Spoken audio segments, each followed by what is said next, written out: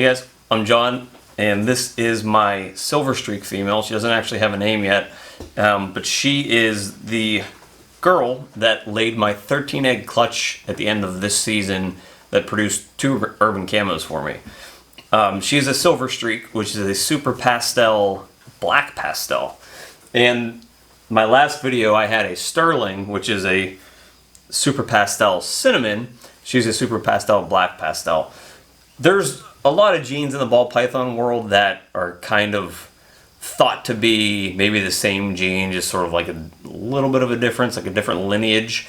Black pastel and cinnamon are 2 of those genes, and she is the black pastel. And they're part of that black pastel cinnamon complex, which makes allelic pairs, which is when you have a black pastel and cinnamon, combine them together, you make an 8-ball.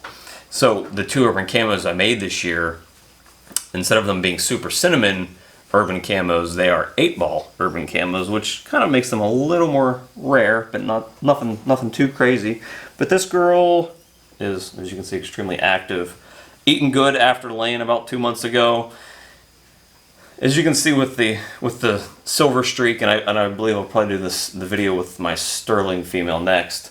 They're just a really pretty kind of silvery dark pattern. There's a little bit of yellows on the side. The back is pretty dark, and like a silvery and black tones. They have a pretty dark head. Really pretty snakes. I've had a couple pewters come through here, which is pastel cinnamon, and I believe I bred one of them last year, and then I sold it because I was able to get a super pastel cinnamon when I was going into the urban camo project, since you need to have the pastel gene in there too. And this girl, I think when I bought her, she had been proven for the other breeder, but she laid 13 eggs for me, and they were all good.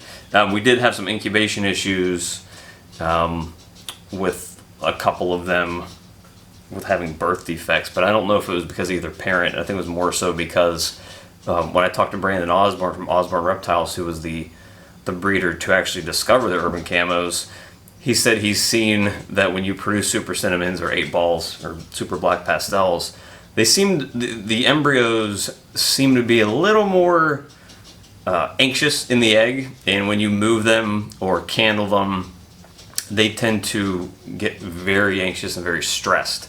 And he's seen them kind of flip themselves over and roll around in there, which can cause birth defects.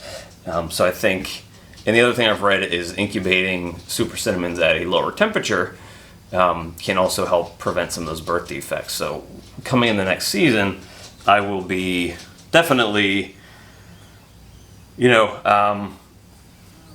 following all of those guidelines to try to make sure that I'm not producing any issues in the offspring when I make them.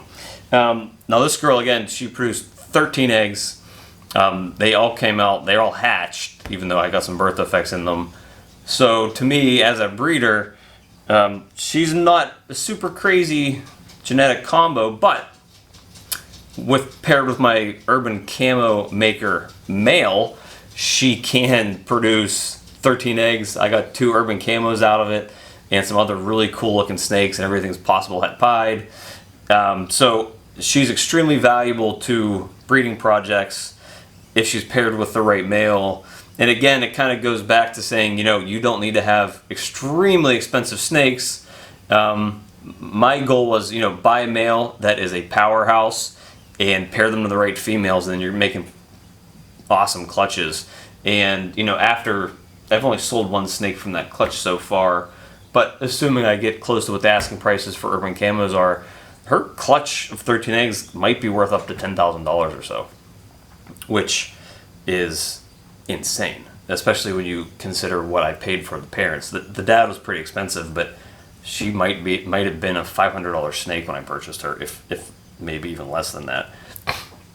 But the Sterling and the Silverstreak, one's an 8-ball, one's a cinnamon, they're both super pastel, look very similar, and probably when I do the next video with the Sterling, I might pull her back out just to kind of show you them back to back to show you the differences between them. But they're beautiful snakes. They're really cool looking. They're probably some of the first ones that I purchased when I first started getting into the hobby, just because I liked the look of them. But she's a big girl. She's back on food after laying those eggs, and she's extremely active. Unfortunately for me, I don't know if you watch the channel enough, I like to feed frozen thawed. She does not like frozen thawed. She is a straight live eater, and as you can see, she's a big girl. She's probably, I don't know, probably close to 3,000 grams once, she's back up to weight after laying her clutch. But she's an awesome snake, and she will probably be staying here too, because if I'm able to make 13 egg clutches with her and possibly produce 1-2 urban camos with her every season, until I start building the collection up more, maybe get some urban camo females to breed, she'll probably end up staying here until that point in time. But 13 eggs is pretty much close to the top of what you're going to expect out of a ball python in terms of egg laying. So it's definitely the biggest clutch I've had. I've had 12 a couple times, but 13 took the cake this year. So that is it for the Silverstreak, and we will see you guys next time.